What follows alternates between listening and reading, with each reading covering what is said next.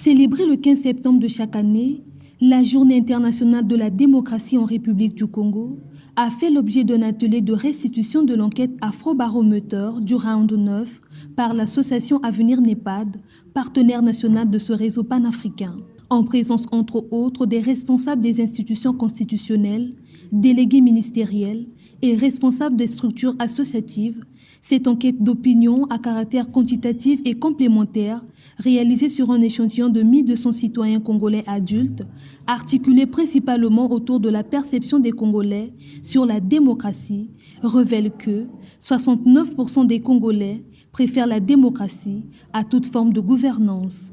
Bon, les résultats clés sont là. Ce qui ressort des résultats clés, où on dit déjà qu'il y a 69% des Congolais, donc des répondants, préfèrent la démocratie à toute autre forme de gouvernement.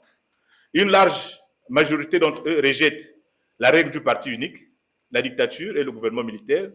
3/4 soutiennent les élections comme meilleur moyen pour choisir les dirigeants. Et la majorité estime que la Constitution devait limiter l'exercice de la fonction présidentielle à un maximum de 2 mandats. Et enfin, la grande majorité pense que le pays est une démocratie avec des problèmes majeurs, 35%. D'autres 39% qui pensent qu'on n'est pas une démocratie. Et une bonne partie, 85% des répondants, ne sont pas satisfaits de la mise en œuvre de la démocratie dans le pays. Pendant 28 jours, l'équipe commise à la tâche a bravé tous les obstacles pour un rendu crédible et apprécié, à en croire les parties prenantes. La question sur la situation économique du Congo, ainsi que les conditions de vie de ses habitants, deuxième point de ces résultats, révèle à son tour l'opinion publique à 79% de pessimisme, en déplorant la situation économique actuelle et les conditions de vie d'un État de précarité. Les Congolais sur 10 vivent un niveau de pauvreté modéré ou élevé.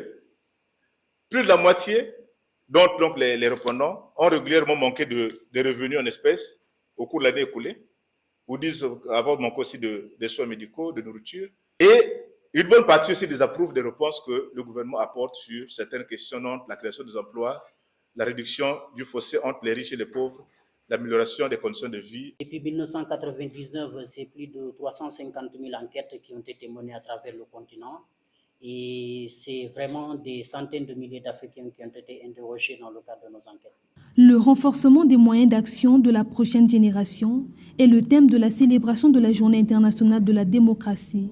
L'Avenir NEPAD, association apolitique créée en 2004 et œuvrant entre autres pour la défense pour l'enfance, les précarités au sein des populations et la lutte contre les discriminations sur le genre, a fait du Congo le 43e pays membre Afrobaromètre, créé depuis 1999.